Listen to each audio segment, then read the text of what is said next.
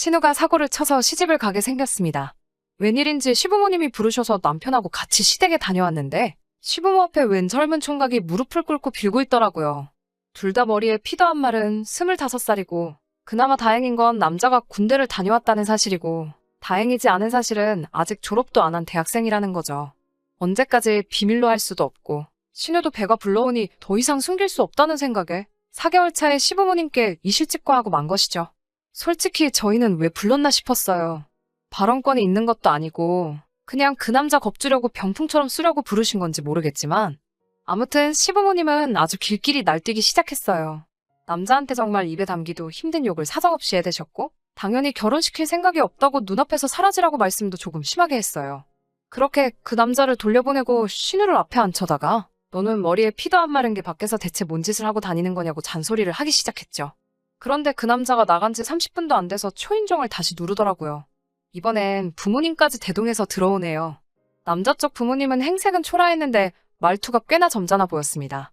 신우가 임신 4개월이나 되었고 지금 당장 화가 나시는 건 알겠지만 따님을 위해서라도 둘이 결혼을 시키는 게 어떠냐며 중재를 하러 오셨지요. 생각해보면 그 집 사람들 말이 틀린 말이 아니지요. 시부모님 당장에 성질난다고 그렇게 화를 내고 계시지만 따지고 보면 신우의 인생이 걸린 일인데 무작정 화만 낸다고 될 게 아니잖아요.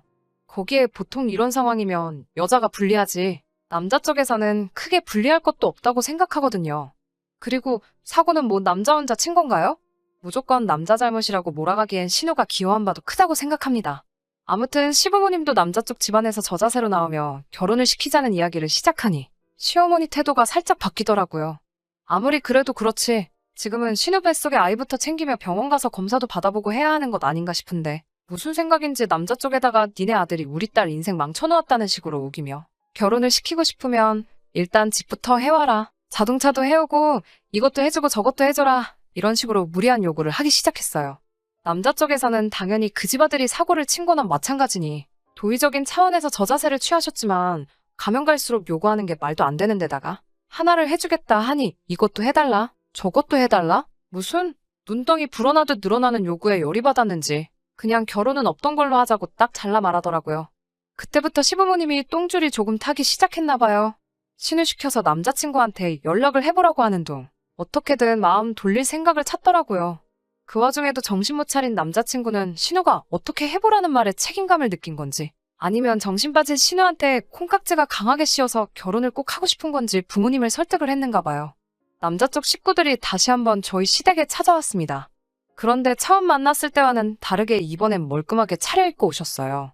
옷이 달게라더니 한껏 차려입은 모습을 보니 부티도 잘잘 흐르고 전해봤던 동네 아줌마 아저씨 같던 분들이 맞나 싶더라고요. 차려입은 옷 때문에 그런가? 말투도 행동도 처음 봤을 때보다 더 품이 있어 보이고 시어머니가 말도 안 되는 요구를 하면 논리라고는 하나도 없는 궤변을 뱉을 때마다도 평정심을 잃지 않고 잘 대처를 하더라고요. 알고 봤더니 그 집 아버지는 지역에서 독점으로 사업을 크게 하고 있었고 어머니는 공무원 출신으로 집안이 상당히 좋고 재산도 꽤 있는 것처럼 말하더군요.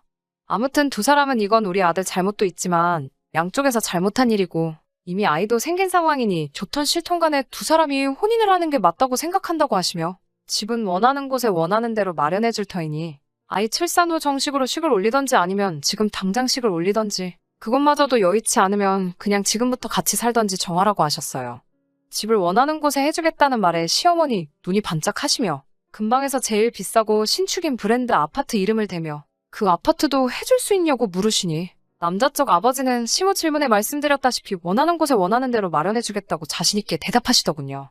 시부모님 마치 봉이라도 잡았다는 표정으로 싱글벙글해 계시며 당장이라도 결혼식을 올리자고 하실 것 같은 분위기로 날짜는 언제가 좋겠냐며 말을 꺼내는데 그 집 아버지가 말을 딱 자르면서 한 가지 조건을 걸더라고요. 관습적인 건 부족함 없이 다 지원을 해주겠으니 당신들의 성의도 봐야겠다고 하셨어요. 그러고선 우리 시댁에선 당장 뚝딱하고 나올 규모가 아닌 정도의 혼수와 예단 목록을 내밀더군요. 한번 당해보라는 식으로 요구한 게 티가 나기는 했지만 끝까지 말투에는 품위와 예의가 느껴졌어요. 저 자세로 나오는 그분들을 우습게 보고 갑질 아닌 갑질을 하면서 한몫 뜯어내려는 심보가 눈에 보이니 아예 남자 쪽 집에서 우리 시부모 형편을 알고 한 방 먹이기 위해 작정을 하고 제안을 들고 오신 거죠. 그분들이야 지역유지에 노후 준비까지 다 되어 있는 빵빵한 집안이지만 저희 시댁은 사실 땡전 한 푼 없거든요. 가진 거라고는 더러운 성질 말고는 내세울 게 아무것도 없는 사람들이에요. 그쪽에서 결혼을 하려면 맞춰줘야 할 확실한 조건을 들고 나오니 당장 심호도 엄두가 나질 않는지 주춤하시더라고요. 현실을 직시하니 정작 자기들은 몸뚱이 말고는 가진 게 하나도 없다는 걸 깨달으신 거죠. 시부모님이 그분들 제안에 어떻게 할 수 있다, 없다 가타부타 대답을 하지 못하고 있으니 순식간에 상황이 역전이 되어버린 거죠. 그 집 사람들은 그렇다면 언제까지 결정을 내리고 다시 이야기하도록 하자고 말하고는 통쾌한 표정으로 유유히 자리를 뜨셨어요. 시모는 허탈한지 닥쳤던 개마냥 현관문 쪽만 바라보고 있더라고요. 하지만 이 모든 상황을 옆에서 지켜보는 제3자인 제가 볼 때는 다른 건 모르겠고 신우 뱃속의 아이만 불쌍하더라고요. 엄마와 할머니가 될 여자가 태어나지도 않은 자신을 가지고 계산기만 두들기고 있다는 걸 알면 얼마나 마음이 아플까 싶었습니다. 제가 시집 올 때도 많이 힘들었어요. 시댁 정말 가진 것 하나도 없으면서 요구하는 건 더럽게 많았어요. 당시에 아버지 사업이 잘 안 풀려 집안 형편이 어렵던 시절이라 저희 쪽에서 해갈 수 있는 게 거의 없었어요. 하지만 시댁도 요구하는 거에 비해 뭐 하나 해줄 형편이 안 되었기 때문에 그냥 양쪽 다 집안에서 지원받는 건 없는 걸로 하고 남편과는 단칸방부터 시작하기로 했었어요. 피차 저도 남편도 서로 해온 건 없는데 저는 결혼 생활하면서 시댁 간섭도 많이 받아야 했고 별 쓸데없는 일로 종로를 식모노릇도 해야만 했어요. 그래도 묵묵히 살았지요. 남편 하나만 바라보고요. 단칸방 생활 시작했지만 둘이서 힘을 합쳐가며 지금은 전셋집을 구해서 살고 있습니다. 그때까지는 제 남편이 없이 자랐어도 저를 지탱해주는 든든한 동반자라고 생각을 했어요. 저희가 전셋집을 구한 시점쯤부터 해서 친정아버지 사업이 잘 풀리기 시작했어요. 아버지께서 제가 시집갈 때 해준 게 없던 것이 늘 마음에 걸렸다며 저만 보면 뭘 자꾸 해주시려고 안달이셨어요. 애초에 없이 시작한 거 저는 필요가 없다고 거절을 했더니 전 그렇다면 아파트를 한 채 해주겠다고 하시더라고요. 물론 당장은 그 정도의 목돈이 없으니 무리이고 조금씩 돈을 모아서 대출 없이 한 번에 구해주겠다 하셨습니다. 그런데 그 약속을 하시면서 저에게 남편이나 시댁 식구들한테는 집을 구해줄 때까지는 비밀로 해달라는 당부를 하시더군요. 이유를 물었더니 저보고 알지 않느냐고 결혼하기 전에도 그쪽 집안에서 돈을 가지고 얼마나 유난을 떠셨는데 집 해준다는 사실을 알면 집은 고사하고 저한테 남는 게 아무것도 없을 거라며 제가 남편을 얼마나 신뢰하고 사랑하는지는 알고 있지만 아버지 말 한 번만 믿고 이것만큼은 비밀로 해달라 하셨어요. 남편에게는 말해도 되지 않나 싶다가도 저도 시모에게 당했던 게 있으니 조심해서 나쁠 건 없겠다는 생각에 그렇게 하기로 했고요.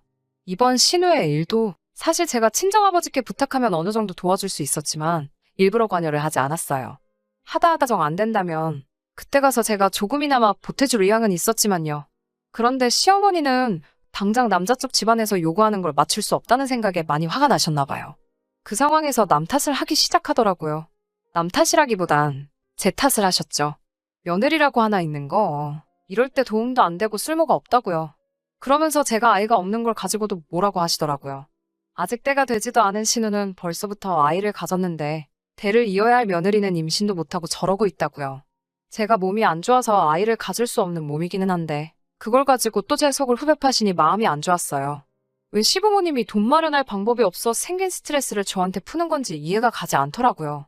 결혼 생활 8년을 넘게 참아왔는데 더 못 참을 게 있나 싶어서 그냥 참았어요.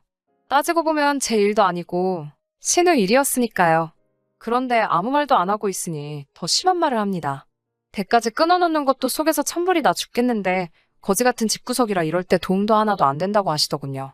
시어머니가 대놓고 저와 제 아버지를 욕보이고 있는데도 남편은 거기다 대고 아무 말도 하지 않고 있다가 대뜸 저랑은 상의도 한 번 없이 시어머니에게 우리 전세금 빼서 돈을 마련해 줄 테니 일단 신우부터 시집을 보내자고 하더군요.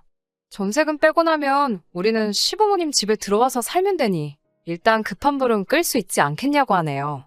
그 돈이 어떻게 마련한 돈인데 남편은 우리가 함께한 고생은 생각하지도 않고 오직 사고친 신우 시집 보내는 거리에서 그 돈을 헌납하겠다 잘도 말을 하더라고요. 시어머니는 대번에 신우 시집 보낼 돈도 생기고 부려먹기 쉬운 식모까지 꽁으로 생기니 대번에 무릎을 탁 치며 좋다구나 타령을 하시더군요. 여태까지 저를 위해준다고 생각했던 남편의 모습은 힘든 시기를 이겨내기 위해 저 혼자서 만들어낸 허상이었나 봅니다. 제가 아주 콩깍지가 단단히 씌어 있었나 봐요. 팔은 역시 안으로 굽는 거구나 하는 후회가 한가득 몰려오면서 이제 더 이상 참아야 할 이유가 있는가 싶더라고요. 그래서 처음으로 시어머니한테 대들었어요. 그 집에서는 5억짜리 집을 해준다는데 어떻게 딸내미 시집 보낼 돈 5천을 만들지 못해서 이 사단 만드냐고. 그리고 왜 그 돈을 내 집 전세금 뺀 돈으로 내려고 하냐고 소리를 질렀죠. 남편이 소리 지르고 있는 저를 뜯어말리며 저보고 멍청하다고, 우리가 전세금 빼서 5천만 투자하면 5억짜리 아파트가 공짜로 생기는 거라고 생각을 좀 하라고 하더군요. 일단 신우가 시집을 가고 이혼을 해서 재산 분할을 하게 되면 2년 만에 5천만 원이 2억 5천이 되는 거라고 꼭 이렇게 숫자로 말해줘야 이해가 되냐고 혀를 차더라고요. 요즘 집값도 빠르게 오르고 있으니 운대만 맞으면 온 가족이 1억씩은 나눠 가질 수 있다고, 그리고 우리 전세금까지 돌려받으면 우리 손에는 2억이 떨어지는 거라고 말하면서 세상에 우리가 언제 2년 만에 현금 2, 3억을 만들겠냐고 일단 투자하는 셈 치고 저도 협조를 하라고 하더라고요. 그나마 이 집안에서 유별나게 정상이라고 생각했던 남편도 사실 그 집 구석 사람들하고 똑같이 돈에 미친 사람이었던 거죠. 지금 신우 뱃속에 아이가 태어나느냐 마느냐 하고 있는데 신우까지 포함해서 온 가족들이 그 집안하고 결혼해서 벌게 될 돈을 계산하고 앉아있으니 그 자리에 있는 사람들이 사람이 아니라 돈에 미친 돼지처럼 보이기 시작했습니다. 온 가족이 보는 앞에서 선언을 했습니다. 그렇게 그 돈으로 신우 시집을 보내야겠으면 전세금 빼드리겠다고요. 대신 맞벌이로 함께 모은 돈이고 반은 내 집이나 다름없으니 전세금 뺀 돈의 반은 제가 가져가겠다고요. 그리고 그 돈을 나누는 순간 저는 이 결혼 생활 그날까지만 하고 끝내겠다고 선언했습니다. 제가 강하게 나오면 미안하다 사과라도 할 줄 알았는데 그 와중에 그 집구석 식구들 표정이 마치 많이라도 받게 돼서 다행이라는 듯한 표정으로 밝아지면서 안도의 한숨까지 내쉬더라고요. 그러면서 돈 1,000만 원은 어디서 구해야 하냐며 상의를 하더니 저보고 가져갈 땐 가져가더라도 1,000만 원은 나중에 받아가면 안 되겠냐고 물어보더군요. 그 순간 정말 남아있던 일말의 정마저도 다 떨어져 버렸어요.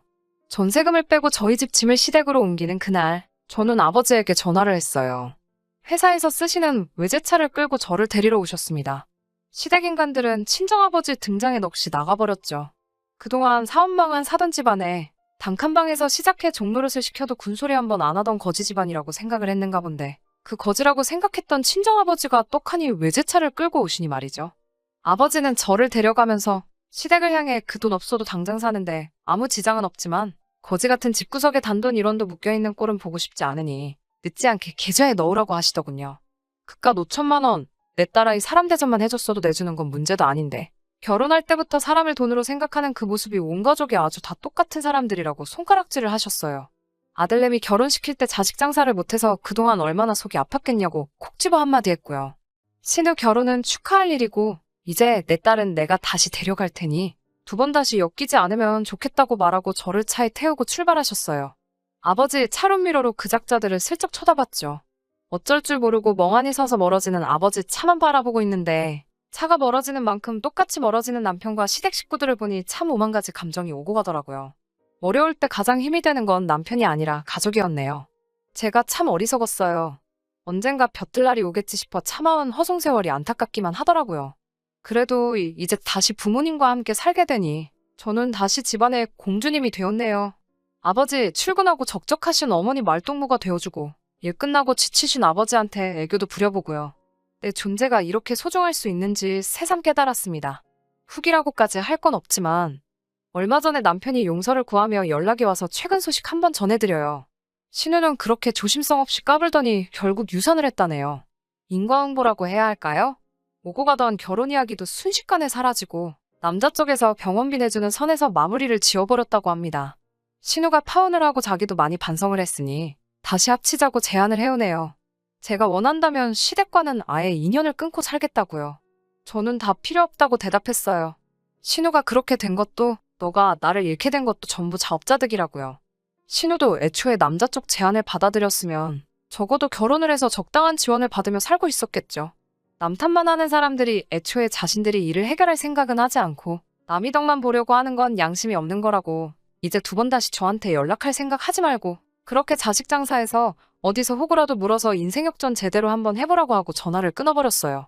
바닥부터 시작해 8년 동안 함께 고생해가며 많은 정이 들었던 남편이지만 저한테는 이제 그 어떤 후회도 남지 않네요. 이대로 제가 다시 다른 사람을 만나지 못한다고 할지라도 저는 저에게 새롭게 주어진 인생의 막을 살아야겠어요. 긴 이야기 끝까지 들어주신 분들 너무 감사드립니다. 가정에 언제나 평안과 행복이 뜨시고요. 저는 이만 사연 줄이도록 하겠습니다.